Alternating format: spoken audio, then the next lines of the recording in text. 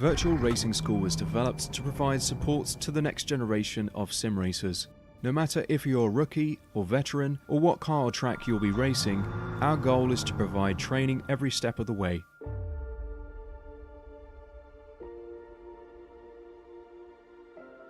We found that iRacing can be quite difficult without proper training. There needed to be a way to prepare for on-track racing. With VRS, you can literally learn from the best sim racers in the world, including four-time NASCAR iRacing World Champion Ray Alfalla. And Ray Alfalla is a four-time champion of the NASCAR Peak Antifreeze iRacing Series. Three-time iRacing Grand Prix World Champion Martin Kroenke. Martin Kroenke becomes a three-time world champion. Rallycross World Champion Mitchell de Jong. Mitchell de Jong is now champion for the iRacing Rallycross World Championship Series. And many other top sim racers. Data packs include everything you need to start learning. Our World Championship coaches create the data packs by setting a hot lap or a series of fast laps for you to compare, analyze, and replicate. Data packs also include a tutorial where the coach points out techniques they use to hit the fast lap. This gives you access to the latest driving techniques and setups before you even hit the track.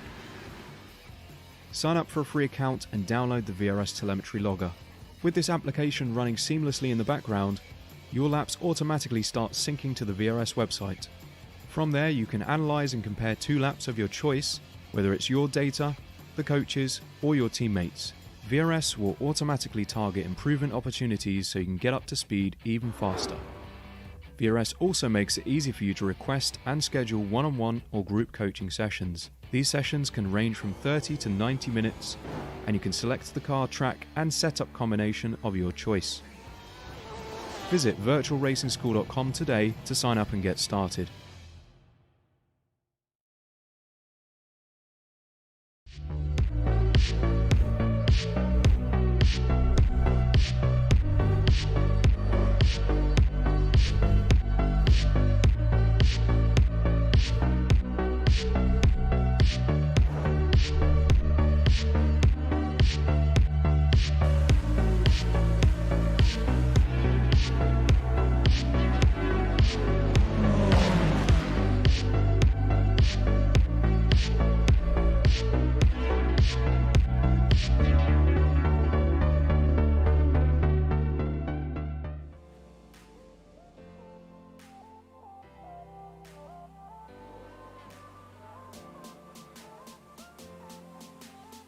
Howdy, howdy, howdy, everybody, and welcome to the iRacing IndyCar Series here at Mosport.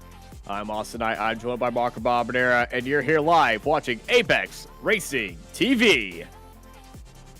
Buonasera, Austin. Welcome, everyone. The last road course of the season, the penultimate round of the championship. We are back in Canada, where we were 2 weeks ago for the Montreal round, before we head to Texas Motor Speedway for the grand finale of this championship. And let me tell you, it is going to be an incredible fight to the line to determine the champion of this season. Of course, we have the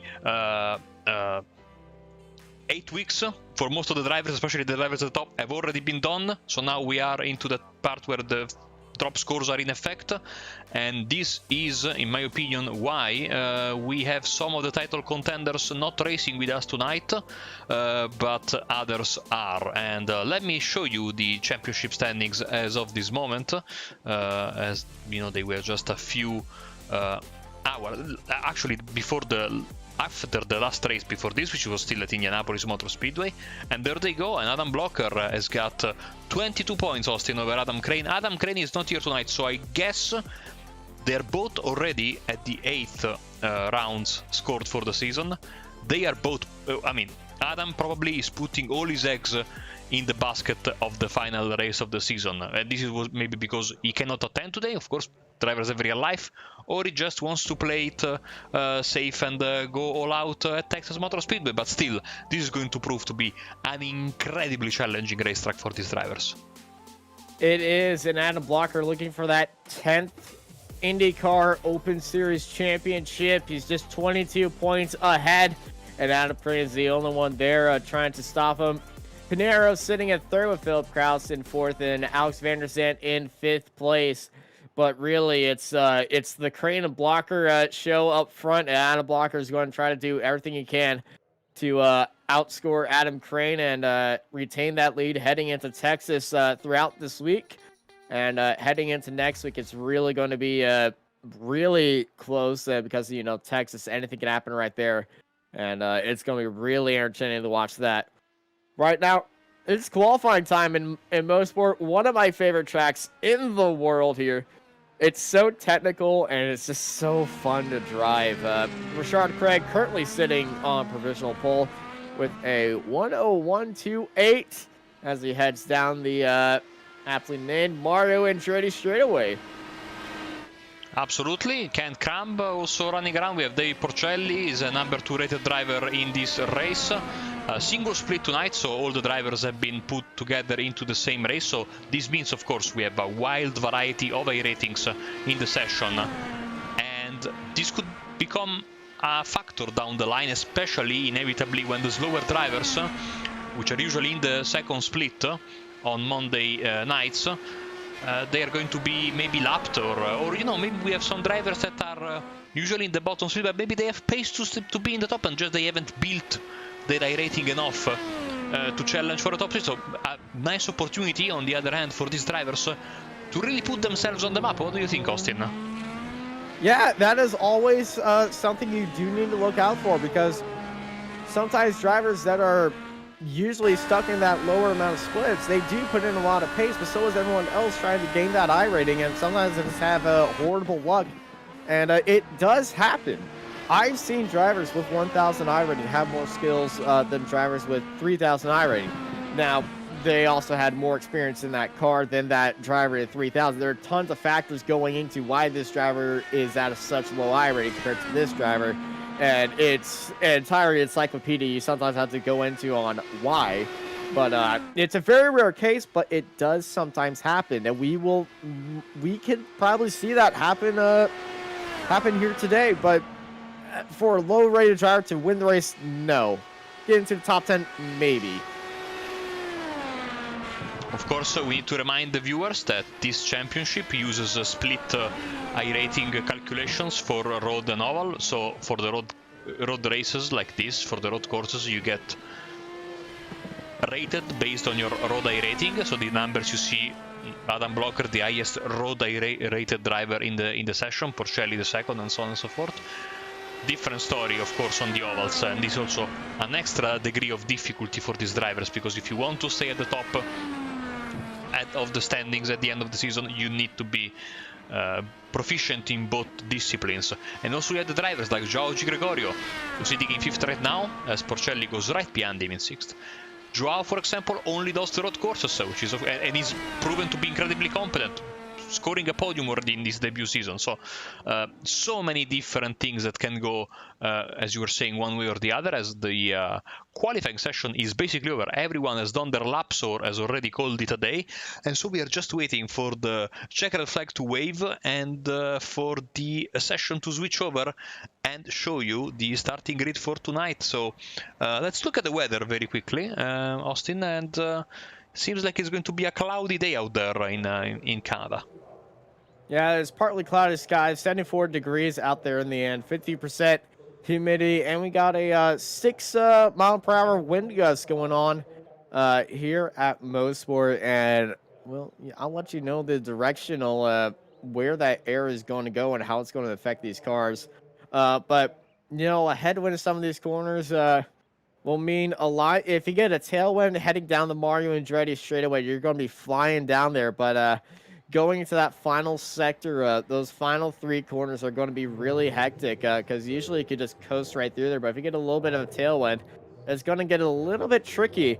And if you get a tailwind heading into Moss Corner out that hill, it's going to be really tricky because that's the heaviest part on the tires. But here is your starting grid today. Rashad Craig will be starting. Sorry, yeah. Austin. Oh, yeah, that's right. Rashad Craig scores the pole position. His first of the season in front of Adam Blocker. Will Lyon, he showed a very, very good pace in the last few weeks. He's in third.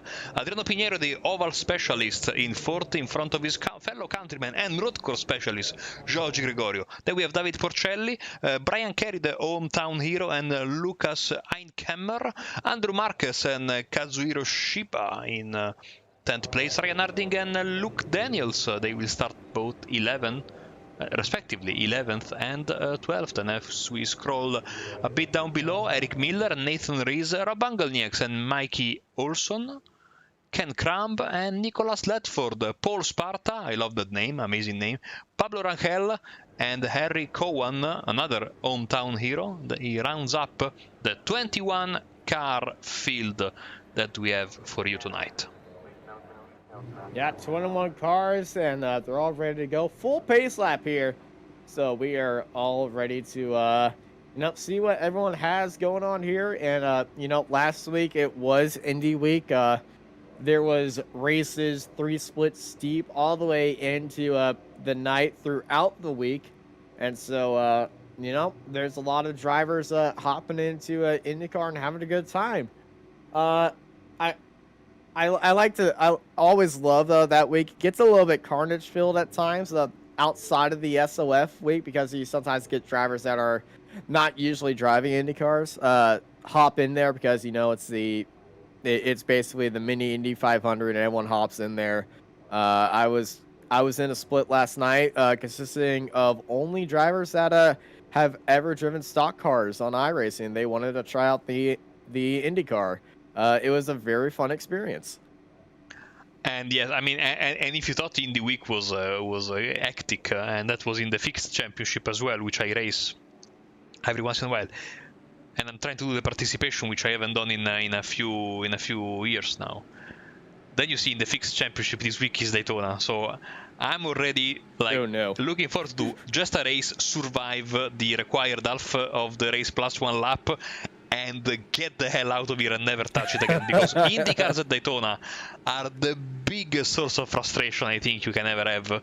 And in my opinion, but this is strictly personal, it's also not a good look for the service at a whole, because I mean, that's not really a combination you would see in real life. So, but it's the same with the Talladega race that happened a few seasons back, and I remember I had a legendary joke of just starting from the pits and just staying in 6th gear the entire time. And I think I had my iPad next to me, and I was watching Thor Ragnarok the entire race, and I gained like 2,000 iRating that week just by doing nothing.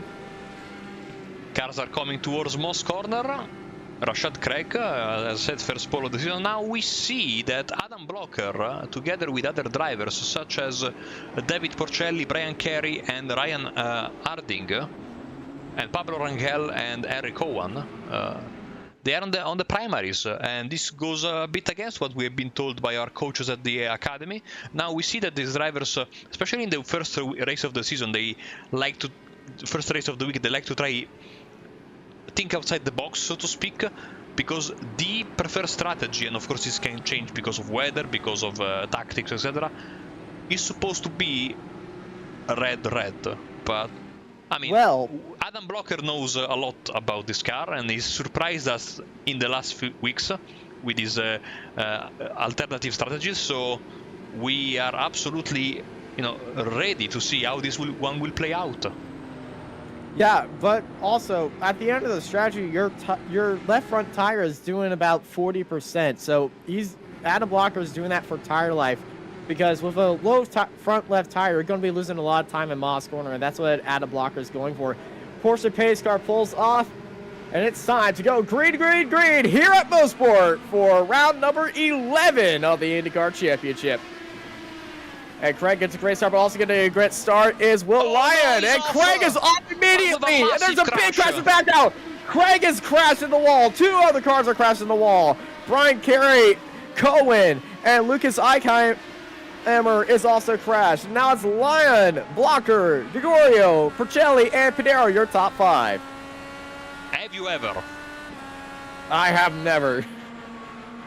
Paul Sitter scores the first pole of the season, poor Rashad, and he's off immediately. And then there was a massive smash at the back between two of the drivers that were starting from the rear of the field. And so this gives Will Lyon the first position, but Blocker is in second. Then Di Gregorio, Porcelli and Pinheiro are your top 5, as everyone is already boosting the hell out of their cars on the Mario Andretti straight. Yeah, push pass being unleashed right here in Mosport, and I can tell you, everybody, once they saw that crash, they are all licking their lips and just being like, I can make up some points here, and I can make up some decent positions. Everybody was being a little bit too easy at that start. Then they saw that, and then they get really aggressive. 3 cars out of the race completely, towed into the pits. I think we might have another car heading into the pit lane that might have went off track. I believe one of the cars that went off track might have been Kazuhiro Shiba off the line at the start, as we got a switchback move right here. I think it was Letford having a little bit, and Eric Miller's in the wall at Moss Corner. No, it's Kazuhiro Shiba. He's a Japanese driver, Austin. So he wasn't in the pits, but he will certainly go right now. So that's a commentator's curse and a half from you. But I said he already went off the track. I didn't say it. Yeah, you know, Austin, I was about to say just before we went green that the trouble corner usually at Mosport is the long left-hander after turn 1. So not this one, but it's this next corner that's coming, which in real life, of course, has now been paved, but the runoff here in iRacing is pure grass, and the instant you touch that grass, you are off at the wall. We didn't see any crash there. We saw 2 big smashes in the first corner outside wall. So you never know with this track, it can really throw you so many curveballs. And let me tell you, this is not over, because this is one of those places where you can make a mistake in every lap, no matter your position. And here Moss Corner, of course, very, very tricky. But so far, seems like Adam Blocker doesn't have an answer for the great pace shown by Will Lyon. And we saw Will, he was very, very good, I think, a couple of weeks back also on the road course. And Joao, of course, we know already how good he is on the road course. Just as I say that, Adam closes the gap very, very quickly, as we have a pass, Luke Daniels and Eric Miller. Oh, Daniels round the outside, Eric Miller on the inside right there. Beautiful move by Luke Daniels, who I believe is the first time it is the first time we're seeing Luke make an appearance in the top split race in the IndyCar series, and is currently up there in 8th place. Daniels 1500 iRating, pretty quick guy. Like I was saying, we're going to be seeing some names that we haven't seen before, and really showing their pace out there.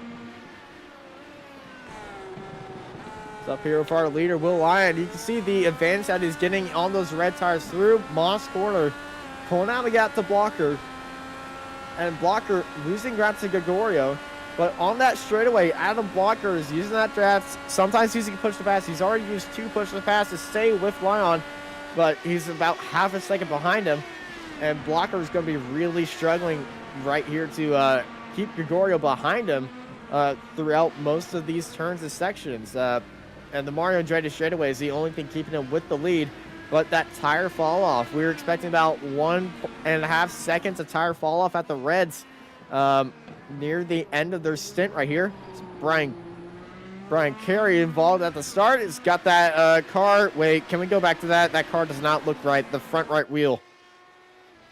Yeah. Yeah, no. Good spot, Austin. By the way, now that we have a little bit of calmness at the front, let's see again what happened at the start, shall we, Austin? Because we need to see the 2 crashes, and here we go. So this is the first one. So classic Mosport mistake. Too much mustard. Too much mustard. Got into the wall. Unfortunate wall hit right there, and you can see Brian Carey in the background. And this is what happened. Right. Oh, he got tagged in the back. Ah. Oh. So Lucas clipped Brian, and Brian went off, and Brian is, unsurprisingly, Austin, back into pit road, as Adam Blocker is getting larger and larger in those mirrors of the number 4 car. Also back on track, Kazuhiro Shiba is back out there. you know, Kazuhiro had a wing damage, so it wasn't that massive crash for him at Moss Corner, but still, glad to see them back out there. As Blocker follows Lion through QBX and heading into Moss Corner. And this is where the Reds off the exit get a great run, but Lion very squirrely through there, got it up a little bit wide. And in the previous corner as well, he was a bit wide before going down the hill to set up Moss Corner. I saw him flirting with that grass, which is of course deadly in turn, I think that should be turn 2/3, but everywhere on the track, and he's sideways again. Austin, he's really on the lead, he's pushing hard, he's feeling the pressure from Blocker. Yeah, he's really flirting with disaster right here. You can really kick out the back end of these cars and really stretch the limit. I was talking with a few of the drivers throughout last week, and what they love about the new IndyCar is how much you can push it. I don't know if any of y'all follow Bo Albert, but he recently released his top 5 cars to drive on iRacing. That's Mikey Olsen in the wall, the lowest rated driver in this race, and just got onto the grass, slammed it into the wall, and that's going to be Mikey's night done. But yeah, Bo Albert put the IndyCar at the third, I believe, the 4th or 3rd best car to drive on iRacing as a must-drive car. He just praises the new handling model, and here comes Blocker, push to pass down the inside and up into the lead here at Mosport. What a fantastic move, and well, it was easy as pie, all the straight line speed of the world, and you know, that's making me wonder, Adam Blocker probably has a straight line setup car. That's why he's on the primaries instead of the Reds, because he wants to, he wants a car that really takes care of those tires and, takes care of the tires and is better on the straightaway, because he's been gaining on Lion through the straightaway and he's just been sitting behind him in the corners, and I think that's what we're seeing right here. It was very smart of Adam not to push the issue, because he knew that the race would come to him after the crash at the first corner. He was patient. He's not overheating those tires. Yeah, it really paid off for him. Here comes Angelnieks late on the move inside heading of into Miller. QBX.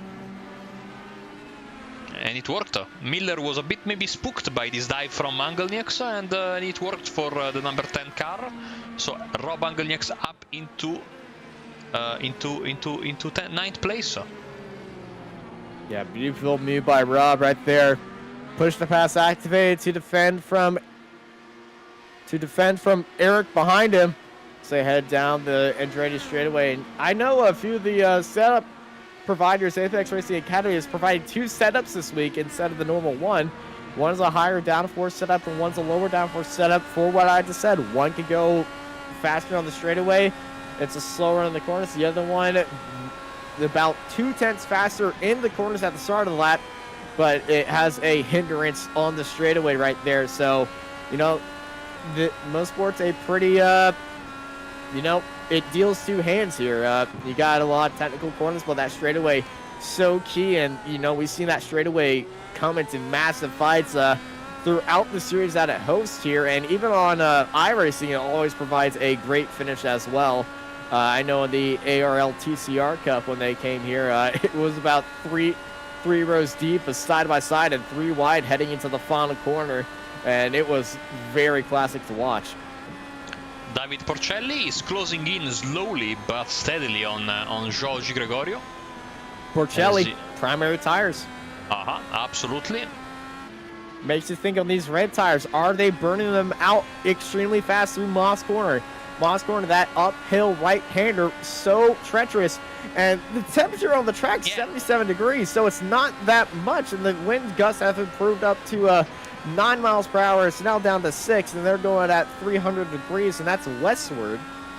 And, westward, that is a tailwind heading into the S's.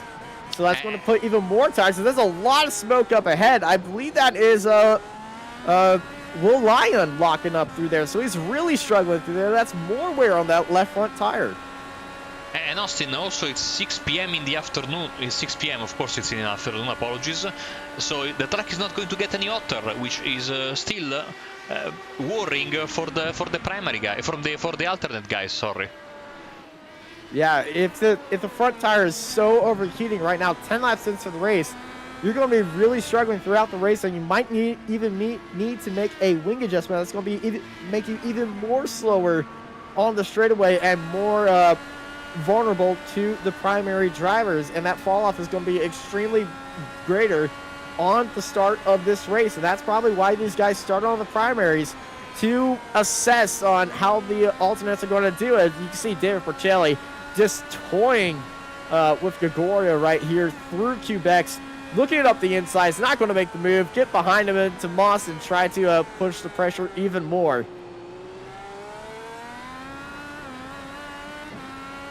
Boosting is now David. You can see it from the green U around his steering wheel, and here we go on the outside, Qatar style, one should say, and he gets the job done.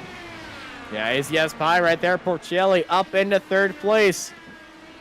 Shows the exact moment that he needs to do it, and you know the primaries. I'm gonna be honest. I'm always a primary guy.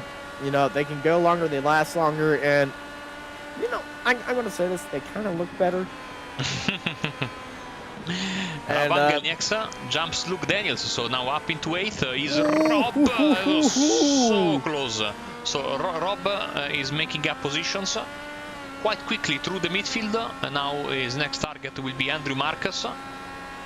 But yeah, he got rid of Miller and Daniels in rapid succession. So the thing now we want to see is, of course, another driver on the primary is Ryan Harding, and let's see if he's able to also pull away. Well, he's pulling away from the guys behind him. Can he close to the guys on the alternative, the two Brazilians, G. Gregorio and Pinheiro? We shall see, as Blocker says the fastest sector 1 of the race. One thing you notice around here, these laps go by very quickly, just above 1 minute. So you know, you see 41 laps to do tonight, but they are going to go by as quickly as a bucket full of cherries. Oh, I love me some cherries. But yeah, move over Red Bull Ring. This track is faster. 1 minute and 2 second last lap for Adam Blocker. And, you know, 4 seconds to Lyon behind him, 5 seconds to Porcelli, the first primary users. But yeah, what I was saying about the primaries, I love seeing the primaries get used more. The new update really showing the difference between the tires and why the difference between the tires work. Because last season and the season before that, it was just red, red, red, red, red, red, always on the reds and never changing it. And the only way that you see primers being used if leagues made that a rule. But outside of leagues, in the official sessions, that's what we're watching right here, and that's, you know, the ones that give you all the stats and what everybody kind of looks at to assess what a driver you are. You know, it was just red, red. But now that we're getting to see more primaries used, it's just ignited a whole new love for this series for me, and I absolutely love on how the car is now handling, as this is Pablo Rangel down the inside and through it the Andretti straightaway on Nathan Rees for 11th right there. And you know, I love this car. It's one of the best cars in iRacing, if not the best. It's the best. It's the best. Nice the best pass. open wheel car, at least. Nice pass from Pablo there. Beautiful pass. So Hangel goes in front of Rees, and here comes David Porcelli. Yeah, Porcelli gained up a lot of time on Lyon down the inside, and that straight line speed heading into the Andretti straight away, as this is Luke Daniels off the track in Moss. And here comes Hangel. Almost getting in front of Pablo, but you know, Pablo getting out of the way, and that's a free spot up in the 10th place. Let's see if Nathan can also pick up a position. Luke's car seems to be okay. Just enough. He didn't hit the wall. He didn't hit the wall. It's just overheated the tires heading in there. But Luke takes such. He gets to that final corner with a lot of speed. Right up there.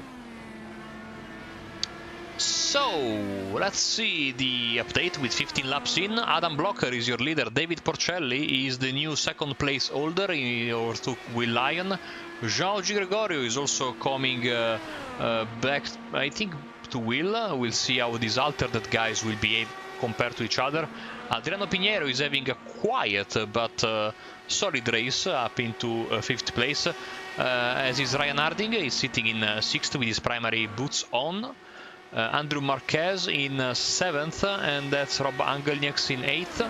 Eric Miller in 9th, and we just saw Pablo Hangel making the move for 10th place after the mistake from Luke Daniels as fastest sector 3 of the race for Adam Blocker, and also fastest sector 1. So he is really pushing, and he's trying to get the, now that he has gotten this little bit of a gap, of course you want to administer, yes, but there's also pit stop coming, so create the most separation possible. You don't want to get into any traffic when you pit. So the best way to do that in a race that basically just started is to create the biggest gap possible between yourself and the rest of the field. It's Pablo down the inside heading into Quebec. That was actually a lapped car. Yeah. But still, it really hurt Daniels right there, middle of that corner, and I believe that was Sparta. It was number 20, Paul Sparta. Ooh, Sparta making contact right there. It's the wrong time to meet a lapped car. And, Moss, very tight corner. I'm not surprised the incident happened right there, but it's so unfortunate. Paul Sparta making their first appearance in the top split, along with Harry Cohen, and I believe Nathan Reese as well, and Luke Daniels, and, Pablo Rangel. I believe we haven't seen him in the top split SOF this season so far, with Eric Miller as well. Ryan Harding, I believe we've seen him before, but, he's definitely here now. He's below the average SOF we've seen on Monday nights. But once you get in, it still counts. This is the big points Yes. of the week. So I agree with you. This is, and we were saying earlier, a chance to really put yourself on the map. And certainly some of the drivers are picking this opportunity and running with it. But it's a very well-known face at the front of the field. Now the other side of the big iRacing gap between the drivers, the lap traffic. And this is... I think Harry Cowan in front of our race leader in Moss corner. Now he's got 7 seconds, so it's not like he's hard pressed to make a move, but still you want to, it's always a tricky situation, and other. And when you're used to running against the same guys week in and week out, you sort of get into an understanding, and even if you are not battling with the guy, but if you, let's say, quote-unquote, lap him more or less frequently, you know how they behave, they know you, so there is also that quote-unquote instinct and wordless communication, or sometimes worded communication, because these drivers can't talk to each other, so you can make the move easily. But when it's, as Lion goes into this, when it's like this, that there are some new faces, it's always a bit of a tricky proposition, as Will Lyon jumps in. He's the first of the top runners, so let's see what kind of... I won't be surprised if he goes into primaries. I believe everybody on the alternates realizes that the primaries are now the tire to be on. In their test session, they might have think the alternates were the ones, and yet I am exactly right. Lyon just put on the primaries, and he's getting ready to get back out there. The primaries are the tire to be on right now, and Lyon... believe he's found that one out, and he's adapting to that strategy. Might have to adapt his setup just a little bit to make those primaries work for him.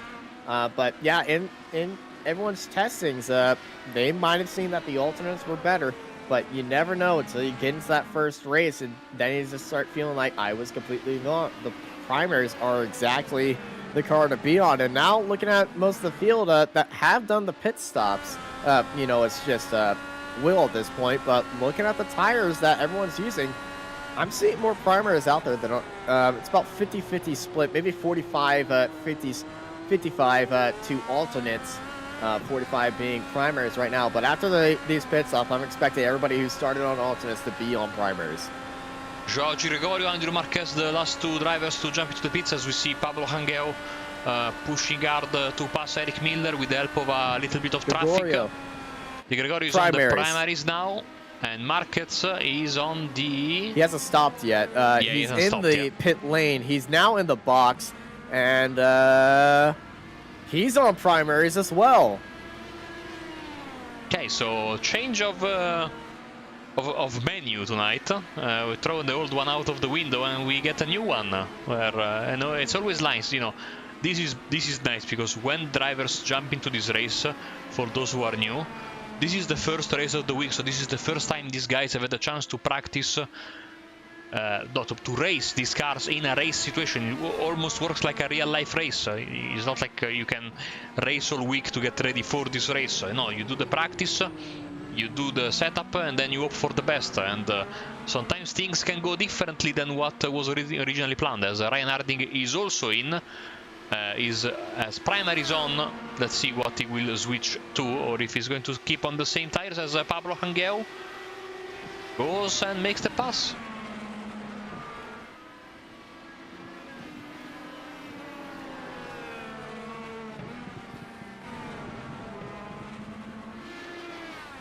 Joao gets past Rob. That's for P number 5. Here comes and Nathan Rees. off in turn 2. That's Rob. Oh, what a save. What a save out of the wall. Rob was just falling behind him, just dipped the wheel into the outside of the grass. We just cut away right as he dipped the wheel. And oh, ho, ho. Gets it out of those tire barriers right there. That's usually a one-way ticket to the tire wall, so one time out of 10 or 15 or 20 you get away with it. So Rob was good and lucky there, and he lives to fight another day. Yeah, I kept that steering angle pointed left right there, and you know, just dealt with it how you usually deal with an off track. Don't throttle up immediately. We got another car off at turn 2. That's Nathan Rees. How about 2 out of 10? Rees makes a save. No, may the odds be ever in your favor. I said the Hunger Games, but around this track, when you go off track, probably. Angelnieks, Miller, they jump in. Still nothing from the 3 leaders. Blocker, Porcelli, and Pinheiro. Well, they got the tire life to really go for it. Don't have to worry about trying to attempt an undercut at all, because they have the tires to really go for it. Angelnieks and Miller, though, they didn't swap to the primaries. They stayed on the alternate strategy. You know, they haven't been around. They've been around a few drivers that were on the primaries, but they still feel like, you know, they're very much used to the alternates. They know how the alternates are going to perform, and sometimes you just go with the setup and the tires that you're comfortable with.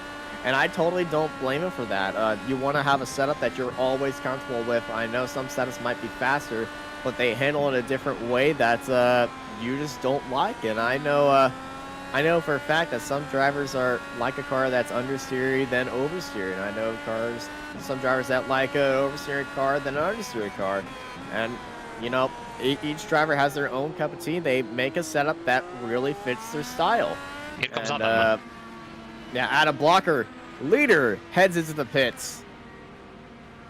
Is he going to be followed by Porcelli? Porcelli in the pits as well. And then there was a white car, which was not Pinheiro, it's Ken. Not Pinheiro.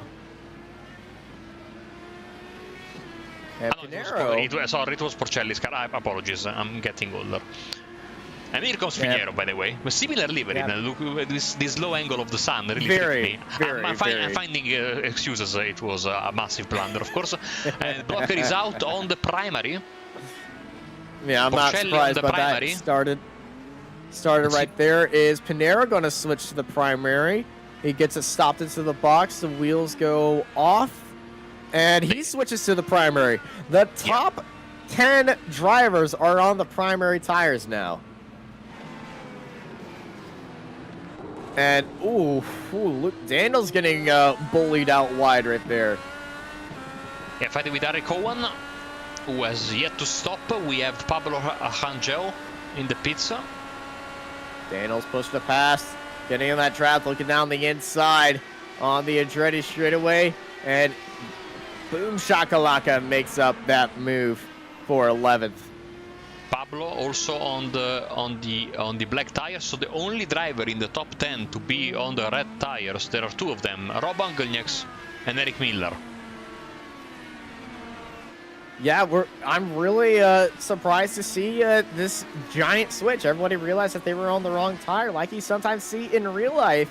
And, the primary tire slowly has been getting more recognition throughout the season. Ever since Zandvoort, when Adam Blocker went onto the black tire, everybody started realizing the black tire has pace, has benefits, and they started getting onto it. And now we're seeing more primary tires. And if you love tire strategy stuff, you're nerding out about this. And I certainly, you can hear my voice, I'm nerding out about this. IndyCar, iRacing, two things you need to do. One, make different tire strategies a must. And IndyCar Drivers World Championship. Thank you. I wholeheartedly agree with you, especially on that second bit. I'm leaning on the second one a little bit more. Adam Blocker goes through the S's and he will get another lap in the books. We will have 16 to go in a second. Top left, you see the counter has changed from counting upwards to counting backwards. So this means we're getting into the meat and potatoes of this race. The final sprint to the flag. Still a massive gap of 9 seconds in between first and second place. Will Lyon is around 5 seconds back from 4.5 from Porcelli. Then the two Brazilians, G. Gregorio and Pinheiro. And there is a sizable gap here as well. No close fights in the field right now, but that's going to change, especially because now people have stopped at different moments in the race.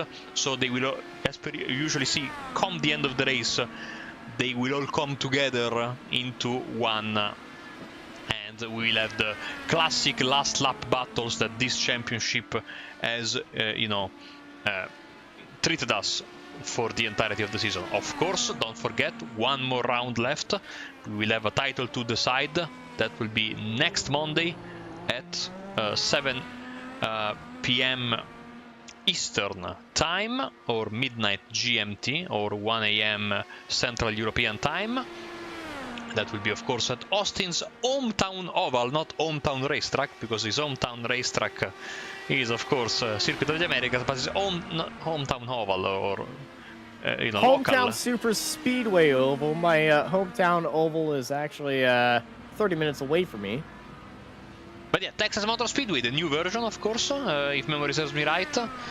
And with without the traction compound, I must add that. So yeah, much better than it is in real life. Yeah, we could go on and on about how they destroyed I could go on about racing, PJ1, especially for IndyCars, and how it's not just when you have to resort to that, it means that the Cup cars Gen 6 have different. But of course, we don't have to worry about that in Sim. And I would say the new Texas are getting a little wild. Not as maybe beloved as the old one, but I think that the fact that it is asymmetrical now, it really provides, in my opinion, for better racing. And of course, the most important thing, you need to be a little bit willing to compromise your setup. You do. You need to really have a setup that works at both ends of the racetrack. It doesn't really, get a little bit squirrely in that turns 3 and 4, the lower banked. And it is really, it's always a bit of a struggle for people to make a setup. In the fixed series, you don't make setups for that. You just get in and go. And it kind of turns into a pack race in a situation. But in the open series, you're going to have people that prioritize turns 1 and 2 and prioritize turns 3 and 4.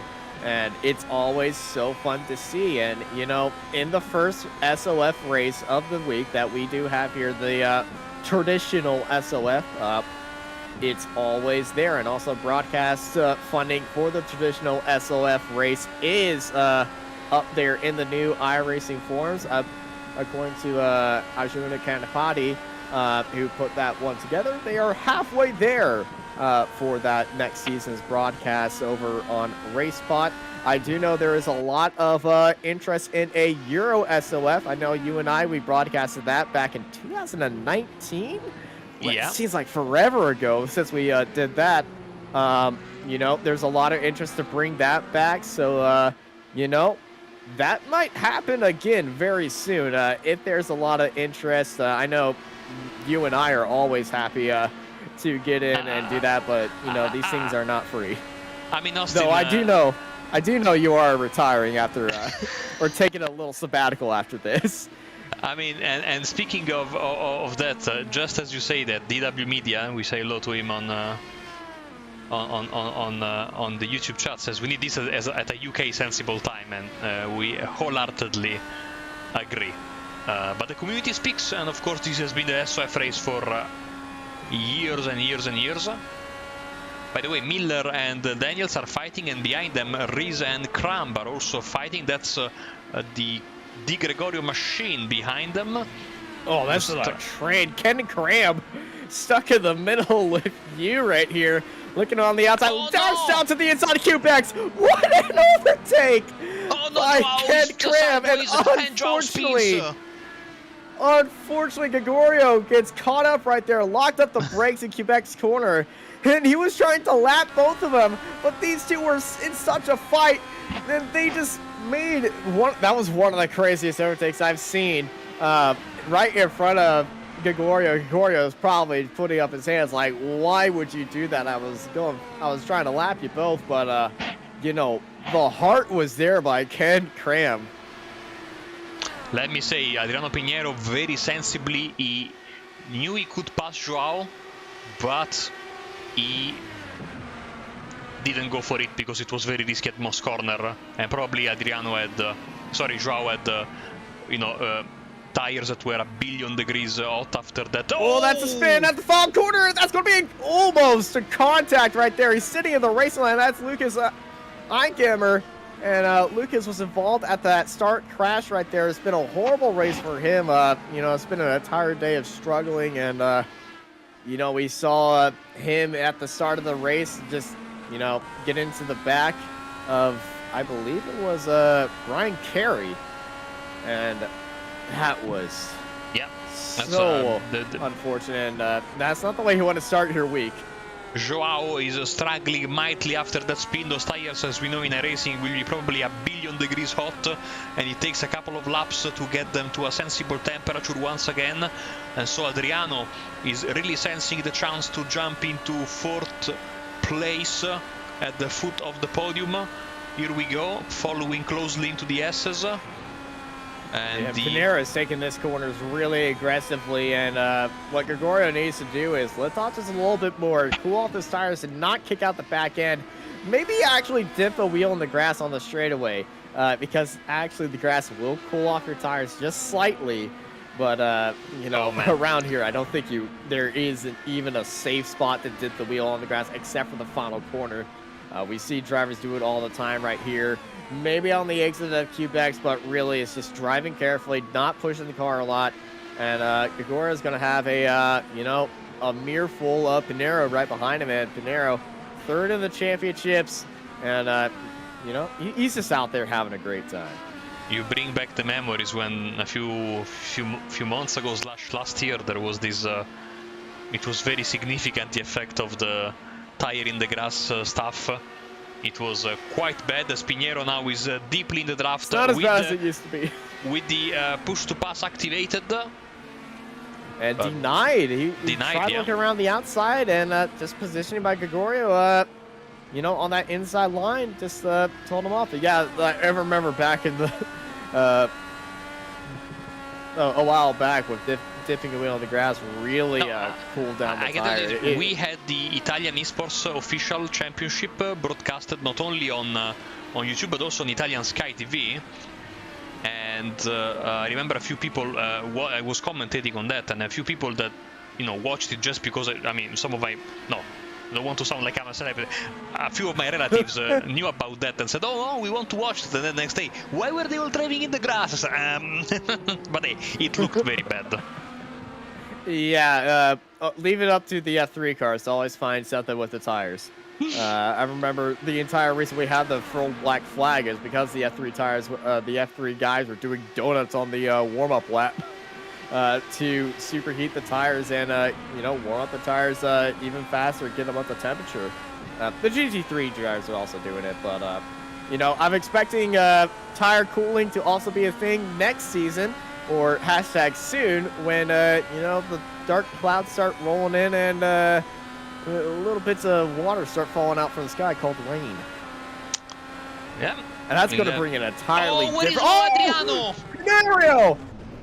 Pinero, oh no, turn 2, and he's in the wall. That's lost a tire. He is out of this race. He's going to have to tow from that. Got caught up in the dirty air, and he just went straight on. No turn in at all. And, no. Heartbreak for Adriano right there and all of his supporters in the chat. He's always up there, and it's so unfortunate. Rarely makes a mistake like that. And, that is not one you want to write home about right there. He's definitely going to be looking for a better race this week, unless he wants this to be his drop week. Then, that was his appearance for the week, and he can deal with that. But no, that is just heartbreak right there. Yeah, we saw 3 cars go off there. 2 survived incredibly. The third one didn't. And in the words of 33%. the poet of the 21st century, Meatloaf, 2 out of 3 ain't bad. But I don't think that is the apt, 2 out of 3 that Adriano wanted. Unfortunately, he's the one that, and he went around. He was again lap. There was this fight between Cramp and Cowan, and so he went past the first one, tried to go past the other one, and probably either it was a dirty air, but I think he also went a bit on the marbles there on the outside. And when you go on the outside, you start that corner on the outside already, and you don't cut to the apex straight away. And there was a car there, of course. You absolutely lose all sorts of hope. The track pushes you outwards. Frustrating, infuriating, but I hope that if they rescan this track, they keep that runoff in grass, because it's a defining characteristic of this racetrack. If you go off there, you are more likely than not out of contention, and the tarmac runoff really made this. I understand, of course, safety, because that's a corner going down the hill incredibly fast. You see some immense smashes over the years in real life, so I can understand that. We'll see. As Will Lyon is boosting to get past some lap traffic, David Porcelli is already now 5 seconds and a half away, so I don't think he has the chance to go and grab him, but of course he's also looking behind him. Decent advantage of 11 seconds over Joao Di Gregorio. Therefore, unless something crazy happens with 5 laps to go, the podium for Will is set. Same for David and same for Adam Blocker, who's having a masterful race today. We have rarely shown him, but he just did the fastest lap of the race with a 1 minute 2 seconds and 22. So he's really enjoying himself out there, Adam. 9-time IndyCar Open champion. It's looking like that number might change next season.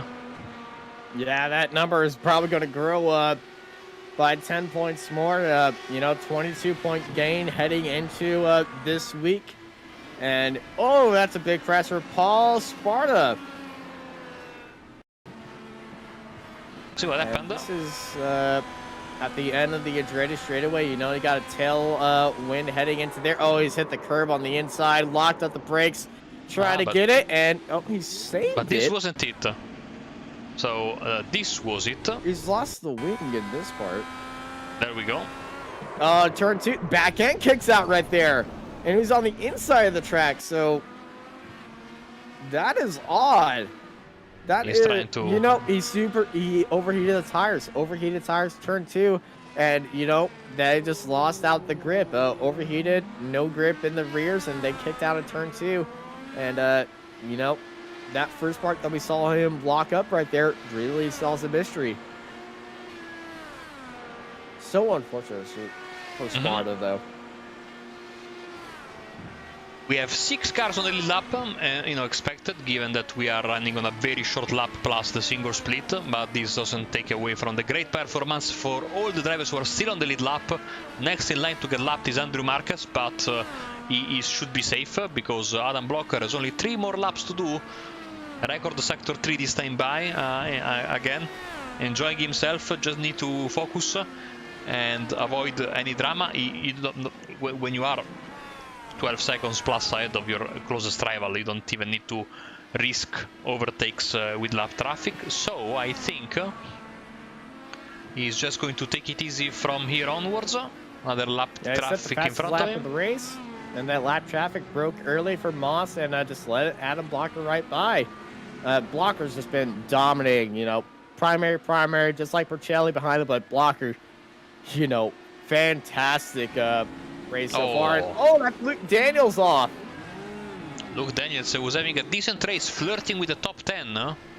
There was a car off. There's a crash right in front of him, and no! And this was Kazuhiro Shiba.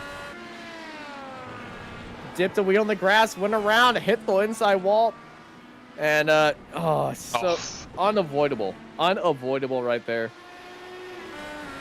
It is for position, Austin, because Andrew Marquez has closed the gap on the Ryan Harding all of a sudden.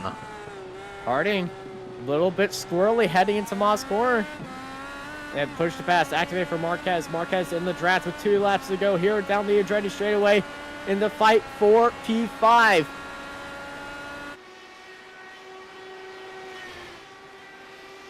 And in just a few seconds we should see that white flag from our friend Barney, as we see on our live timing Adam Blocker using push to pass. He really wants to best his Blocker's record. Blocker's on the Andretti straightaway right now. That's how far ahead he is. As they're starting down the start into turn 1, Adam Blocker is in the final sector right now and into the final turn. Now it's white flag. As Harding, Marquez, Harding, Marquez on the tail end, heading into Moss corner. 2 more times they have this opportunity. Can Marquez get into Harding's head? Harding didn't use all the track right there. Back end kicked out for Harding. Here comes Marquez, push to pass. Being activated by both of them as they go down the straightaway. In the draft is Marquez. Harding just trying to stay defensive, keep doing his own lines. Don't let Marquez get into your head, and he'll be good. Heading into the final sector right now. Marquez needs a great run. Get up there, get into his head, and get an opportunity heading into Moss corner, or get really close heading into Moss. But, coming out of the final time in of Moss and it down the Andretti straightaway and the final quarters, it's Adam Blocker taking another win here in the iRacing IndyCar Series at Mosport, and sets a new fastest lap of the race, 1:02.04 on the very final lap. Grand slam by Adam Blocker. Actually, no, not a grand slam. Didn't take a pole. David Porcelli comes home in 2nd place, and Will Ryan comes home in 3rd place. De Gregorio got promoted up into 4th after a unfortunate incident from Pinero. Finishes in 4th. And this Harding-Marquez fight. Harding and Marquez in the fight for 5th. Oh, sorry. Yeah. We have this fight coming down to the wire. It's not going to be there. And it's going to be Marquez finishing in 6th place. Harding comes home with a top 5 finish in his first IndyCar top split SOF broadcasted race here on Apex Racing TV. My apologies. In my head, they both already crossed the start-finish line. Thankfully, we caught the back end of that. Great defense from Harding there. And yeah, you were saying he gets 5th place. But congratulations to Adam Blocker, the winner of the race. And is he gonna do the thing that I've been loving this season? I think he is. Adam Blocker, for another time, burns it down here at Mosport. That's a big 11 he just painted on the road. Look at that. Oh, he's doing the he's doing the Kyle Larson celebration. Gonna try to burn out the entire track, is he? Well, he's got the entire front straight covered, I can tell you that. But Adam, yep, he's going through turn 1 now. And there goes the skid mark. But that is a very long skid by Adam Blocker. Very beautiful. And what a performance out there today. The primaries tire to be on in week number 11. Here we go with the official race results then, which are on your screen as we speak. The winner of your race tonight, you just saw him celebrate Adam Blocker, David Porcelli, second place finisher in front of Will Lyon, Joe Di Gregorio, Ryan Harding, and Andrew Marquez in 6th place. Then the plethora of drivers a lap down: Rob Angelnieks, Pablo Hangel, Eric Miller, Ken Cram, and Nathan Rees. 2 laps down was Harry Cowan and Nicholas Ledford. Luke Daniels 3 laps down. Then the drivers who had, bigger issues on their hands, like Kazuhiro Shiba, Brian Carey, Adriano Pinheiro, of course. Paul Sparta also had quite his fair share of problems. Lucas Einkammer, Mikey Holson, and the pole sitter, unfortunately, Rashad Craig. What could have been for him? He finishes all the way at the bottom of the table. Massive, massive disappointment for him. We have a couple of drivers so we can talk to, Austin. So your pick on who to start with. I gotta go with Porcelli. David's been so good here today, and today who's on the right strategy from the start, up 4 spots, and he started on the primaries. We didn't know what the primaries were going to do at the start, but David definitely knew. David, how was that race, and what decided your start on the primaries? Yeah, I mean, what a walk in the park, right? I did some testing. I was running the reds. I kept having to back off front wing because the car would snap halfway through the tank. And I just decided, this is just not a raceable tire. And we don't have the amount of laps that call for a short stint. So I'm going to throw caution to the wind and try and qualify in the blacks. Hopefully I won't end up too far in the back and I'll be able to move up the field. And it ended up working out. It certainly did. You end up in 2nd place. You moved up through the field about 10 laps through the race. At the start, there was a big crash. There was the pole sitter crashed out in front of you, so that's a freebie off the line. And then you just snaked your way up there right behind Blocker, and like you said, walk in the park. Yeah, all by myself, and yeah, it was a good race, and thanks so much for the broadcast. It was a lot of fun. Yeah, thank you. Next week it is Texas. It's the final round. Are we going to be seeing you there? Most likely. I've been working on my oval iRating. I don't think it's strong enough to make it into the oval broadcasts yet. So I'm winning the 2nd split. Hopefully I'll be there soon. Confidence already. Well, congrats on a great race, David. Before we let you go and get ready for to raise that oval iRating, anyone you want to thank? Yeah, absolutely. Racecraft 1 Indianapolis, Logitech. I'd like to say hi to my family and my girlfriend. Hi, Brianna. I love you. And yeah, that's it. Thanks, guys. And thank you for a great race and a great show out there. Over to you, Marco. Yeah, let's have a chat with Will Lyon then. Hello, Will. Welcome to the booth and congratulations on your 3rd place. How was the race out there tonight? Hi, guys. Yeah, it was really tough out there. It's just such a crazy track, Mosport, and the IndyCar. It's just full commitment every single lap. You get the back straight to have a bit of a breather, but the corners are just so fast and flowing. It was great fun. Not much racing to speak of, but it's great fun. Even just a hot lap around here. Let's get a little bit of a glimpse of what goes through the head of a driver when something like this happens. You are there, starting towards the front of the field. third one, you see the pole sitter go straight into the wall. What goes through your mind? How shocking was that? And was that like a warning sign? I mean, I'm sure you know you were saying how tricky this racetrack is, but you don't see that every day, don't you? No, I mean, to be honest, I wasn't even watching him because I was thinking that the tires were going to be stone cold after a pace lap around here. On the outlap, no matter what tire you're on, the primaries or the alternates, the front end just pushes. So I was well prepared to have to go really, really slow. I was on the brakes and everything, which is, you know, unheard of for turn one in the IndyCar. So yeah, I saw a glimpse of him sort of falling off the road a little bit, but it's a shame because it would have been good to have more guys at the front. But yeah, crazy stuff at the start of the race, just trying to keep it on the road. Next week is Texas Motor Speedway. First of all, can we expect to see you there? And second, if so, what are your thoughts about the final race of the season there? Yeah, hopefully my overall rating isn't so good, so I don't know if I'll be able to get into top split, but hopefully I'll be around. It's quite late in the UK to be doing these races, but if I'm around, don't tell me. Yeah, I know. Yeah, it is very late for us guys in Europe, but yeah, hopefully I can turn up. I've been doing the PMRL League recently, and we did Texas last week. Great fun. Turn 2, the exit turn 2 is always treacherous, but that should be good fun.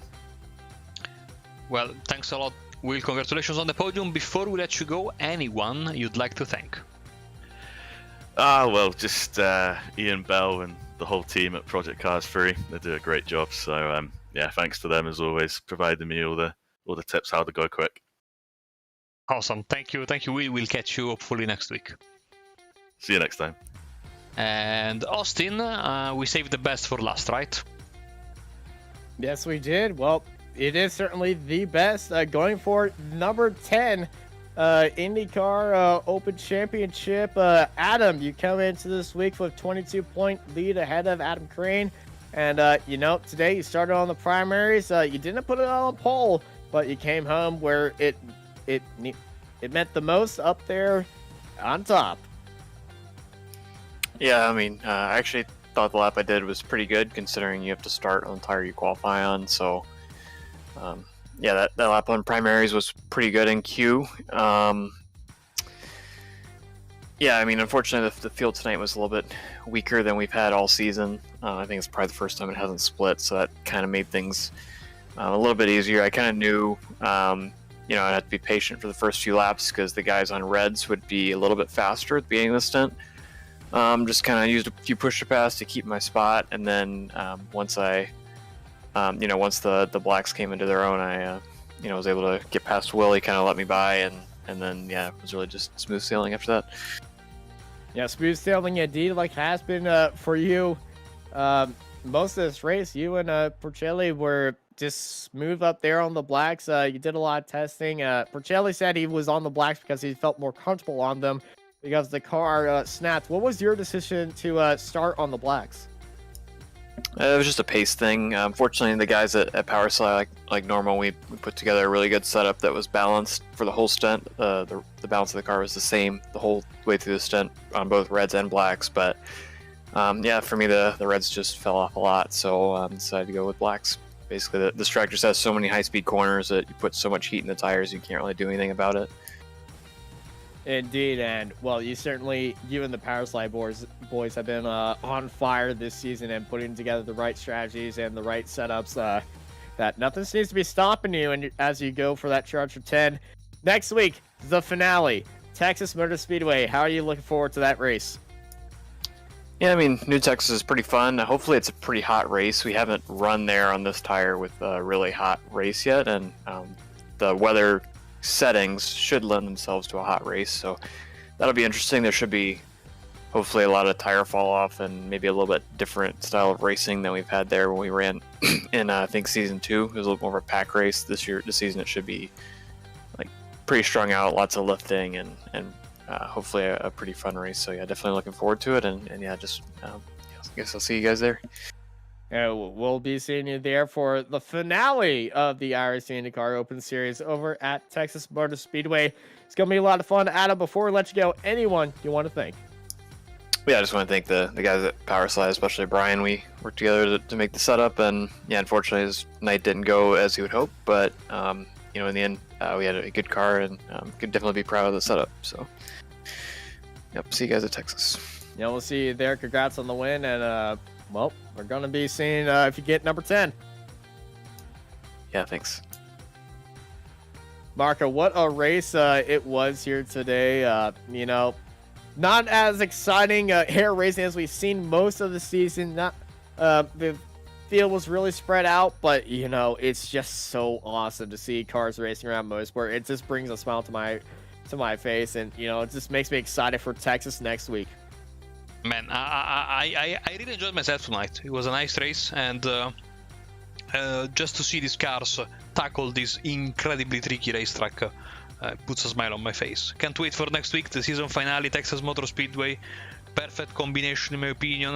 It's nice to have the season finale on an oval because it keeps things more open, and I also think that with a lot of drivers out of contention already, we might see, you know, a lot of them throw caution to the wind. Let's go with a crazy strategy. Let's gamble. Let's try and bring home, you know, because the last victory of the season is always, I think, the one that stays in the memory longer, no? Because it's the last race of the season. So we might see interesting things on title-wise and interesting things, of course, with the race victory. So, I mean, cannot wait for Texas. I'm sure also, Austin, you cannot wait. By the way, if you want some more racing, you can switch over to our other stream that's going on right now with Rick Motek, that's going on as per usual on Monday nights. But for us with the IndyCar, that's it for tonight. And Austin, time to take it home. Yeah, thank you everybody for joining us here in the penultimate round of the iRacing IndyCar Open Series here at Mosport. I've been joined by Marco Bobanera. I'm Austin Knight, and I hope y'all have a good night.